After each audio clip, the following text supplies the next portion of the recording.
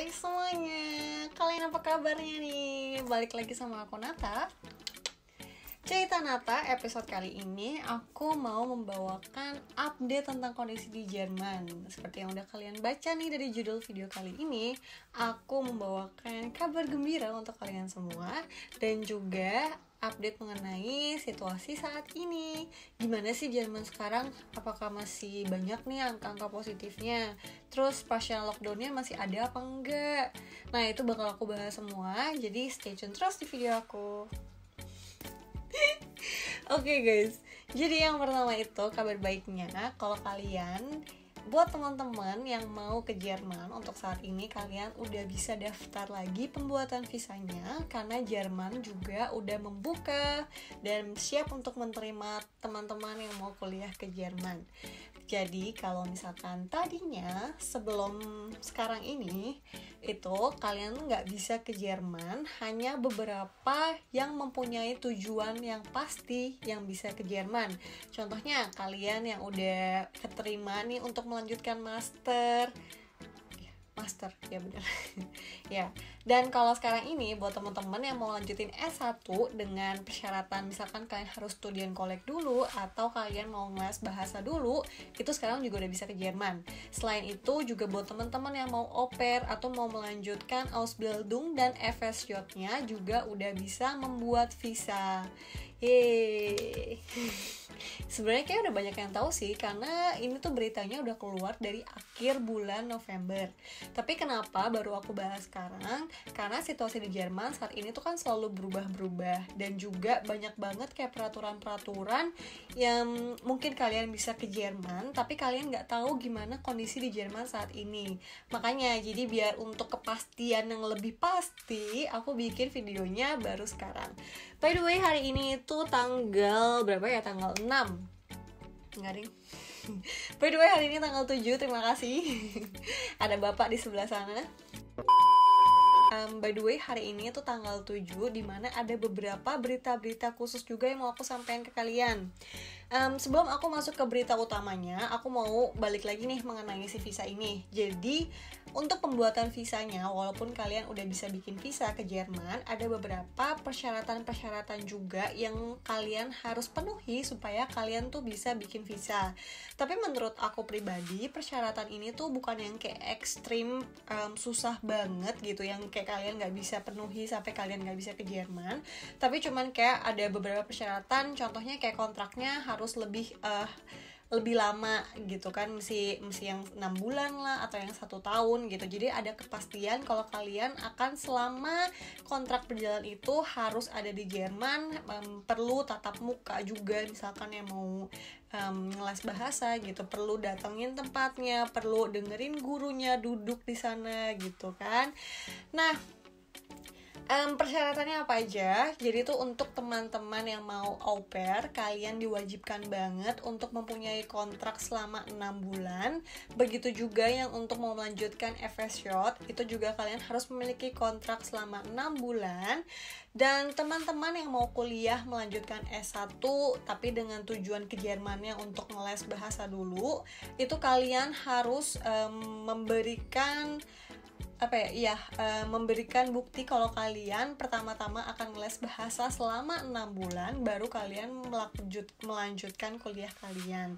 Nah, maksudnya kayak harus ada buktinya kalau kalian emang udah terdaftar di tempat les X atau contohnya misalkan di Goethe gitu, dan di Goethe juga memberikan persyaratan, oke, kamu harus datang ada di Jerman mengikuti les bahasanya secara langsung dan tidak ada kelas online. Seperti itu ya. Dan misalkan buat teman-teman yang mau ke Jermannya untuk studian kolek dulu gitu, kalian baru mendapatkan Zulassung dari Universitas A, B, C, D, E gitu, kalian bisa juga mendaftarkan visa dengan bukti Zulassung ini gitu guys.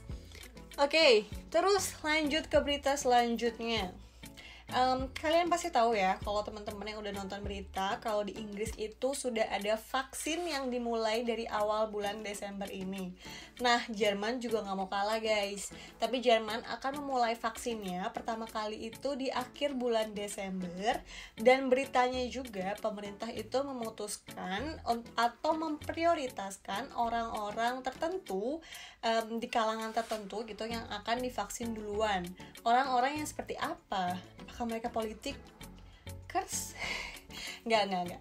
Jadi pemerintah itu menentukan atau memprioritaskan orang-orang yang sudah usianya itu udah lansia atau yang bisa dibilang di atas 80 tahun, dan juga teman-teman yang bekerja di panti jompo gitu kan, yang tinggal di panti jompo itu mereka juga akan mendapatkan vaksin di gelombang pertama ini. Nah, selain itu juga buat orang-orang medis yang emang berhubungan langsung dengan pasien-pasien yang corona ini, mereka juga akan diutamakan. Seperti itu. Jadi kita lihat hasilnya, kita berharap all the best, semoga vaksinnya ini benar-benar berfungsi secara total ya guys. Oke. Nah, update selanjutnya itu bahwa pemerintah atau Angela Merkel juga dia memutuskan untuk memperpanjang partial lockdown yang ada di Jerman ini, yang tadinya itu hanya sampai akhir November namun diperpanjang hingga 10 Januari. Jadi sudah bisa dipastikan kalau acara kayak Christmas market, terus juga acara kayak kembang api segala macam itu semua tuh sudah ditiadakan. Pesta tahun baru. Oh ya, pesta tahun baru sudah ditiadakan. Jadi kayak bener-bener berasa bakalan sepi banget sih Jerman. Karena banyak kota-kota besar yang bener-bener merayakan banget yang kayak pesta tahun baru, di mana-mana ada petasan lah, kembang api, pokoknya wow banget gitu. Tapi hari yang tahun ini semuanya bakal ditiadakan. Sedih. Terus ya, tapi by the way ngomongin soal partial lockdown, ini sedikit curhat aja sih dari aku atau dari orang yang tinggal di Jerman dengan situasi partial lockdown ini. Mungkin emang bener kayak pemerintah itu kayak nutup banyak banget, kayak restoran kita nggak boleh dine in gitu, nggak boleh makan di tempat, cuma boleh take away doang, dan juga hotel-hotel juga tidak boleh ada yang beroperasi kecuali urusan bisnis. Ternyata di luar dari kegiatan seperti itu, banyak banget juga orang-orang atau masyarakat yang ada di Jerman itu, mereka memutuskan untuk pergi atau ya at least kayak mungkin cari udara segar gitu. Kita kadang juga mutusin ya udah kita jalan ke sini, tapi emang tujuan-tujuan yang kita pergi itu ya emang yang outdoor gitu. Dan kagetnya gitu, lumayan kaget sih. Pertama-tamanya kita lumayan kaget gitu karena rame banget orangnya gitu. Jadi kayak bener-bener nggak, kayak menurut aku pribadi ini tuh lockdown atau partial lockdown yang sekarang ini tuh kurang efisien mungkin ya. Karena juga dari jumlah angka-angka yang positif itu ya naik turunnya begitu aja gitu, hampir konstan juga. Jadi kayak ya cuman mungkin pemerintah berharapnya masyarakatnya pada nurut di rumah aja. Aku juga nih di rumah aja supaya tidak ada corona lagi. Pandemi ini juga mudah-mudahan bisa hilang dari muka bumi. Nah, ngomongin soal partial lockdown nih, perlu kalian ketahui ada beberapa provinsi di Jerman yang memutuskan untuk memberlakukan Ausgangssperre. Apa sih Ausgangssperre ini? Ausgangssperre ini kalau bahasa Indonesianya atau kalau aku mengartikannya dalam bahasa Indonesia, artinya dimana kalian itu tidak boleh keluar dari rumah di jam-jam yang udah ditentukan oleh pemerintah. Contohnya di Bayern. Di Bayern ya pasti kalian tahu ya, kayak daerahnya München dan lain-lain. Mereka itu memberlakukan Ausgangssperre, peraturan dimana kalian tidak boleh meninggalkan atau keluar dari rumah kalian jam 9 malam sampai jam 5 pagi. Jadi buat kalian-kalian atau ya teman-teman yang mau ke München dan mungkin datangnya nggak tahu jam 10 malam gitu, kalian akan ditanyain gitu, kalian mau kemana, ngapain, tujuannya apa, oleh polisi-polisi yang emang kontrol terus di provinsi di kota-kota itu.